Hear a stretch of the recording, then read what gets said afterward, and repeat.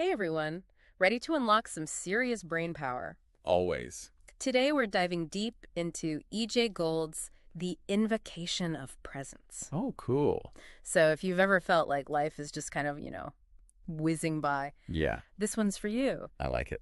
We're going to unpack Gould's techniques for being more present, more aware, and maybe even unlock a whole new way of experiencing the world. It's not just about mindfulness, though, is it? Right. Goal kind of goes deeper, exploring the connection between presence and higher consciousness. Yeah. He even says that most of us are functioning in a kind of a sleepwalking state, just Yeah. going through the motions, but not really awake to our experience. Okay, yeah, that makes sense. Yeah, I know I've definitely had those days where I'm just like on autopilot.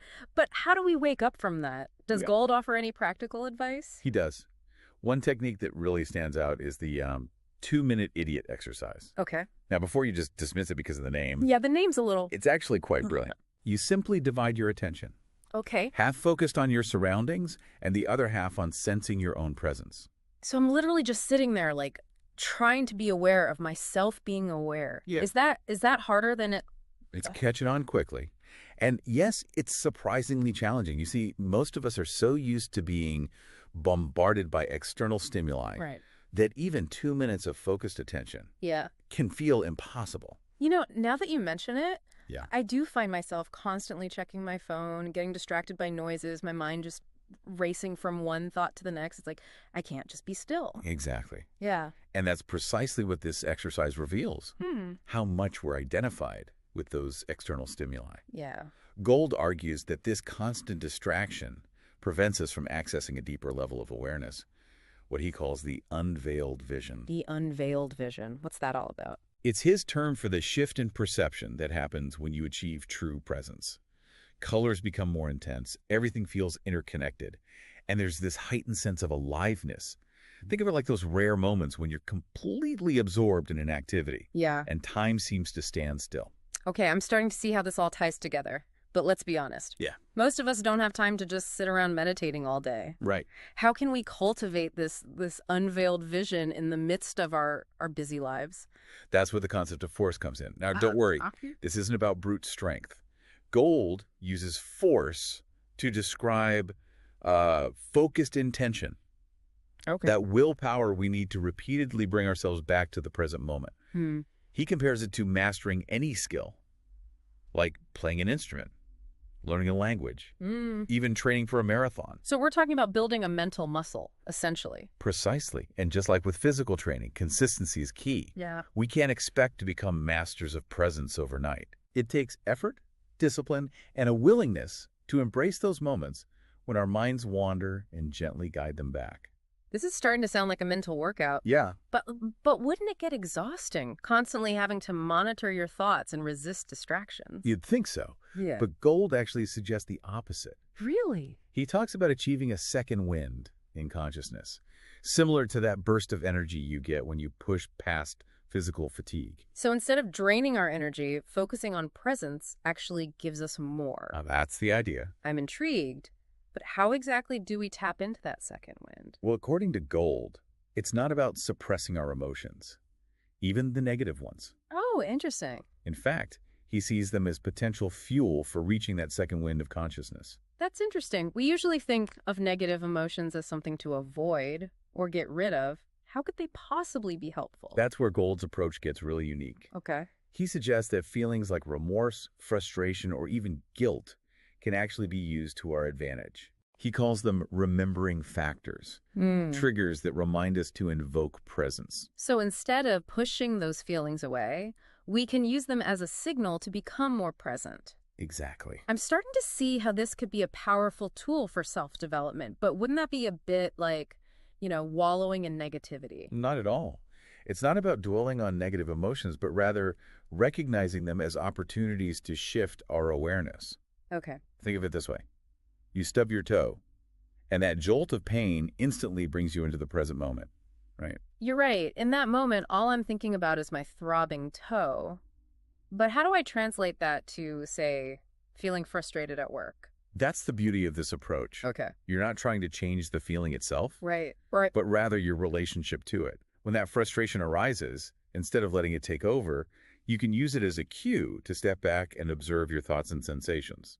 So it's about using those intense feelings as a reminder to invoke presence, like a mental alarm clock going off. Exactly. And Gold emphasizes that this isn't a one-time fix, but an ongoing process. Right. He compares it to building momentum, like a train gaining speed. Okay.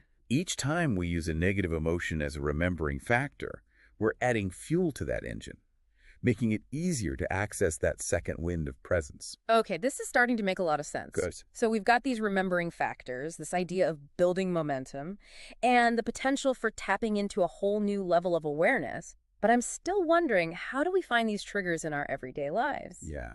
Is there a secret formula? Gold has a fascinating answer to that, and it involves something called the Universal Traveling Junk Shop. Okay, a junk shop. Now I'm really curious. What does that have to do with presence? It's actually a brilliant metaphor for the vast array of experiences and sensations in our lives. Think of it like a giant flea market filled with objects, events, emotions, everything we encounter. And within that seemingly random assortment, Gold suggests we can find remembering factors everywhere. So it's like a treasure hunt through our own lives, looking for those hidden gems of awareness. That's a perfect way to put it. Yeah. And Gold encourages us to approach this with a sense of playfulness and curiosity. I love this idea of the universal traveling junk shop. It makes you realize that even the most mundane moments can hold the potential for greater awareness. But how do we actually apply this in our daily lives? Well, that's a conversation for our next segment. We'll delve deeper into the Universal Traveling Junk Shop and explore how you can start uncovering those remembering factors in your own life. Stay tuned. Can't wait. So before the break, we were getting our minds blown wide open by this idea of the universal traveling junk shop. Right. Can you remind us what that's all about? It's essentially Gold's way of saying that anything and everything in your life Okay. can be a trigger for greater presence. Okay. A song on the radio, Uh-huh. a random object you see on your walk, that annoying habit your partner has that drives you up the wall. Any of these could be a remembering factor if you choose to see it that way. So it's not just about, formal meditation or mindfulness exercises. Yeah. We can find these moments of presence in the midst of our everyday chaos. Absolutely. And I think that's what makes Gold's approach so appealing. Yeah. He's not asking you to live in a monastery or retreat from the world. He's saying that the path to awakening is right here in the messy, unpredictable beauty of your life. That's so encouraging. It takes the pressure off, Yeah. having to achieve some perfect state of Zen. But how do we actually apply this universal traveling junk shop concept? It still feels a bit abstract. Well, let's think about it practically. Remember how we talked about those remembering factors, those triggers that remind us to invoke presence? Yeah. Gold suggests that you can consciously choose objects or experiences in your environment to serve that purpose. So I could, for example, Yeah. choose a specific painting on my wall or a particular mug I always use for my morning coffee. And every time I see it, I use it as a reminder to be present. Exactly. You're creating a mental association Okay. between that object and the state of presence. It's It's like setting an alarm clock for your awareness. I like that. An alarm clock for awareness. Yeah. And could it be anything? Like, could I use the sound of traffic outside my window or the feeling of my dog snuggling up to me on the couch? Absolutely. The key is to choose something that resonates with you, something that you encounter regularly, Yeah. and that you can easily connect to the feeling of presence. This is making me look at my whole world differently. Good. Suddenly, all these everyday things seem to have like a hidden depth, the potential to wake me up. That's the beauty of this concept. Yeah. It's like Gold is giving you a new pair of glasses, a way to see the magic in the mundane. Earlier we talked about the role of negative emotions Yes. as remembering factors. Yeah. Could we use those in the same way as these more pleasant triggers? Gold would say absolutely yes. Okay. In fact, he even suggests that those challenging emotions can be even more powerful Oh, wow. reminders to invoke presence. That makes sense. If I'm feeling anxious or frustrated, that's usually a pretty clear sign that I'm not fully present in the moment. Precisely. And Wow. instead of resisting those feelings or trying to push them away, Right. Gold encourages you to see them Okay. as opportunities to practice presence. Hmm. So like he's saying, don't waste your suffering. Use it as fuel for your awakening. That's powerful. So even those difficult moments can become like stepping stones Yeah. on the path to greater awareness. Exactly. And Gold reminds us that this isn't about achieving some perfect state of bliss Yeah. where all negative emotions disappear. It's about learning to relate to those emotions differently, to see them as temporary visitors Yeah. rather than unwelcome invaders. So we're not trying to get rid of those emotions, Yeah. but rather to change how we respond to them. Yes, it's about shifting from a reactive state Mhm. to a responsive state. Instead of letting those emotions hijack your awareness, Right. you can choose to pause, observe them with curiosity, and then make a conscious choice about how you want to proceed. This is all starting to feel very empowering. Yeah. It's like Gold is giving us tools to take control of our inner world, Yeah, to navigate those choppy emotional waters with more skill and awareness. exactly. And that's where the concept of force comes back into play. Yeah. Remember, force isn't about aggression or pushing yourself too hard. It's about that gentle but persistent effort to bring your attention back to the present moment over and over again. So it's like we're training our minds to be more flexible, Yeah, more resilient in the face of life's inevitable ups and downs. precisely. Yeah. And as you practice this, as you become more adept at invoking presence, you'll start to experience those moments of second wind that we talked about earlier. Yeah. Those bursts of energy and clarity where you feel fully alive and connected to the world around you. Okay, that's starting to paint a very enticing picture. But if we're talking about, force and effort, wouldn't that suggest that there's some sort of struggle involved? Does Gold address that? He does, and this is where he introduces two intriguing concepts, the lunar parasite and the angelic self.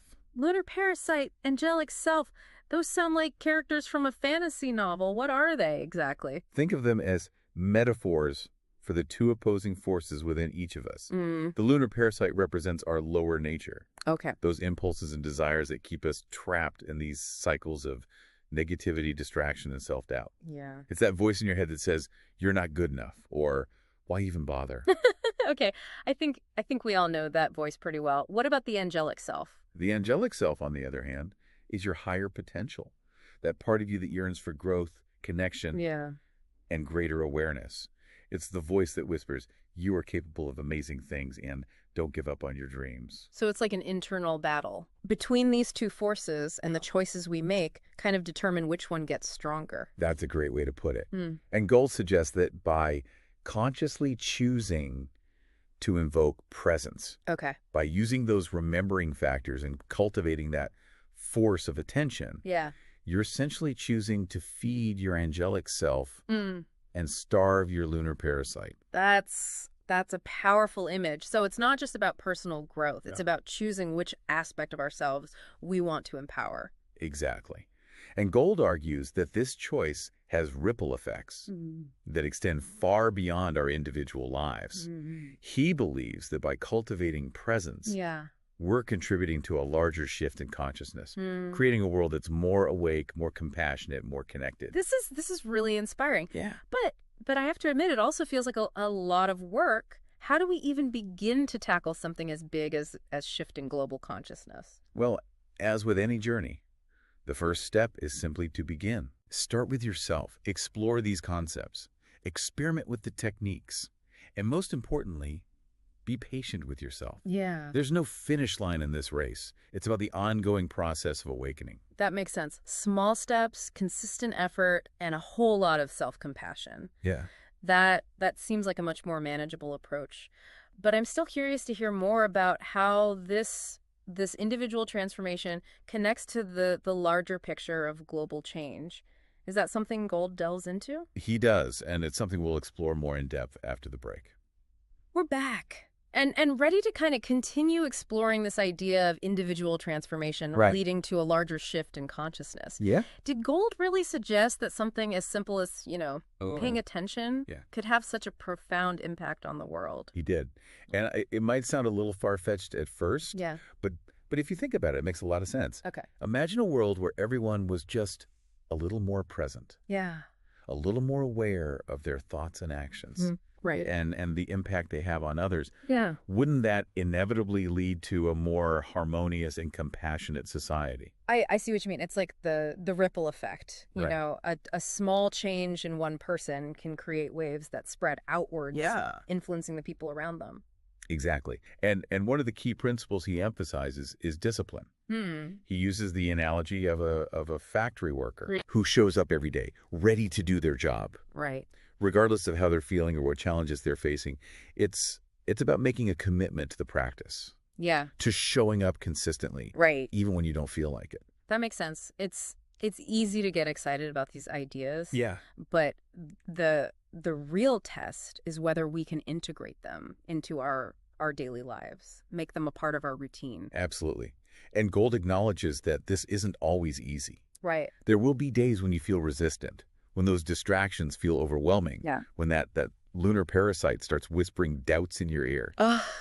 But he reminds us that it's in those moments that our force of attention is Okay. most needed. So it's about recognizing those challenges and Yeah. using them as opportunities Yeah. to strengthen our resolve. Exactly. Each time you resist the urge to give in to distraction, Yeah. each time you choose to bring your attention back to the present moment, you're building that mental muscle, strengthening your capacity for presence. That's a really empowering way to frame it. It's not about being perfect. Right. It's about embracing the process. The ups and downs. Yeah. Yeah, the ups and downs. Inevitable stumbles along the way. Exactly. Exactly. And Gold reminds us that we don't have to do this alone. Mm. There are countless resources available, books, teachers, communities Yeah. to support us on this journey.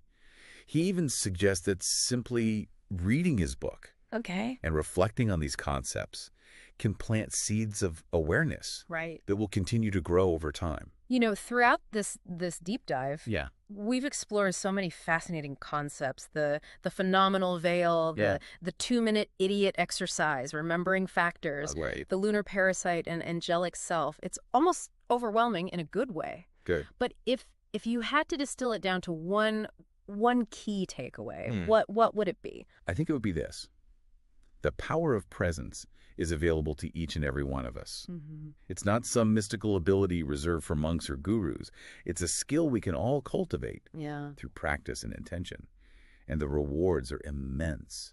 A deeper connection to ourselves, a greater sense of purpose and meaning, and the potential to contribute to a more awakened and compassionate world. That's beautifully said. And it leaves me feeling incredibly optimistic, Wow. hopeful that even small individual efforts can make a difference. As you continue exploring the ideas from the Invocation of Presence, remember to be kind to yourself, celebrate your progress, Yeah. and embrace the transformative power of presence. This deep dive has been a true journey of discovery. It has. And we hope you'll continue exploring these concepts Yeah. and find your own path to greater awareness. Thank you for joining us on this deep dive into the world of E.J. Gold's The Invocation of Presence.